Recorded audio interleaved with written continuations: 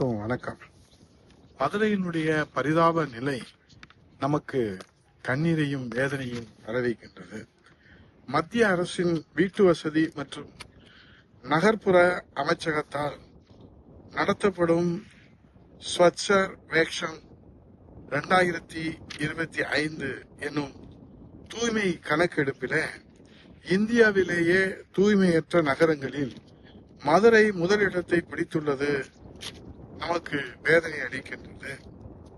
மனதில் மிகுந்த வேதனை ஏற்பட்டிருக்கிற இந்த சூழ்நிலையில புரட்சி தமிழர் ஐயா எடப்பாடி அவருடைய தலைமையிலான அம்மாவின் ஆட்சியில இந்தியாவிலேயே தூய்மையான விருதை நம்முடைய மீனாட்சி சொக்கநாதர் கல்யாணத்தை இன்றைக்கு உலகத்தை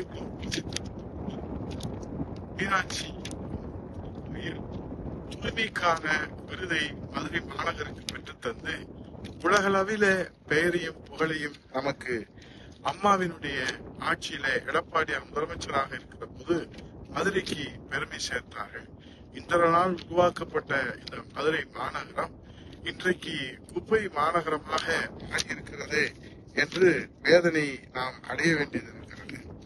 கழிவுநீர் கால்வாய் அடைப்பு, உடைப்பு, குப்பை தேக்கம், குடிநீர் வீணாகுதல், செப்டிக் டேங்க் உடைந்து வீதிகளில் கழிவுநீர் தேங்குதல் போன்றவற்றால் இன்றைக்கு உடனடி தீர்வு ஏற்படாத காரணத்தினாலே கழிவு நீர்கள் இன்றைக்கு சாலைகளிலே ஓடுகிற நிலையை நாம் பார்க்கிறோம்.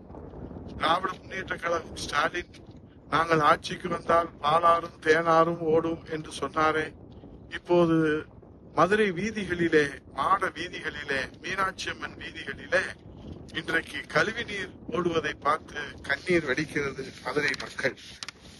மீனாட்சி அம்மன் கோவிலை சுற்றிய வீதிகளில் கழிவு நீர் ஆறு போல் ஓடுவதால் பக்தர்கள் கடும் அவதி அடைந்து வருகிறார்கள். மதுரை மீனாட்சி அம்மன் கோவிலுக்கு தமிழகம் மட்டுமின்றி பல்வேறு மாநிலங்களிலிருந்தும் வெளிநாடுகளிலிருந்தும் உலகம் முழுவதும் தினந்தோறும் ஆயிரக்கணக்கான பக்தர்கள் வந்து செல்கின்றார்கள். இதனால் மீனாட்சி அம்மன் கோயில் சன்னதி மற்றும் கோவிலை சுற்றியுள்ள மாட வீதிகளிலே எப்போதும் பக்தர்கள் நடமாட்டத்துடன் பரபரப்பாக காணப்படும். இந்த நிலையில கோவிலை சுற்றியுள்ள அம்மன் சன்னதி, ஆவணி மூல வீதி, சித்திரை வீதி, மாசி வீதிகள் உள்ளிட்ட பல்வேறு வீதிகளிலே சாலைகளின் பல பகுதிகளிலே பாதாள சாக்கடை கசிந்து கழிவுநீர் சாலைகளிலே ஆறு போல் ஓடுவது இன்றைக்கு பக்தர்களை முகம் சுளிக்க வைக்கின்றது. கோவில் யானையும், கோவிலுக்கு வருகிற பக்தர்களும், கோவிலுடைய நிர்வாகிகளும், கோவில் சுவாமி சிலையை சுமக்கின்ற சீர்பாதங்கள், சீர்தூக்கிகளும் சாலையில் தேங்கிய கழிவு நீரை மிதித்தபடிதான் செல்லும் நிலை உள்ளது.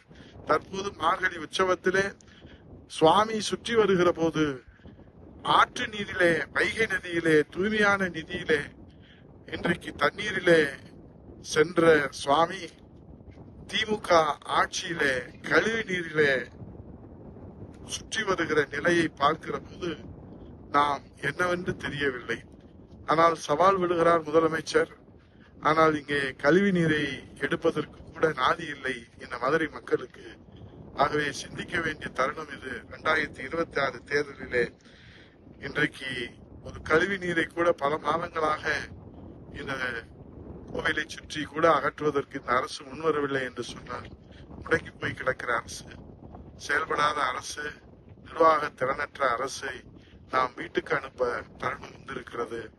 மக்களே, மதுரை மக்களே, நாம் சிந்தித்து ஒட்டுமொத்த தமிழ்நாட்டிற்கு விடிவு காலம் காண நாம் காலம் கனிந்து வந்திருப்பதை சரியாக பயன்படுத்தி 2026 சட்டமன்ற தேர்தலில் புரட்சி தமிழர் எடப்பாடி தலைமையில மீண்டும் மக்களாட்சி மலர என்பதும் நம்முடைய ஒரே தீர்வாக இருக்கும் என்று சொல்லி விடைபெறுகிறேன். நன்றி, வணக்கம்.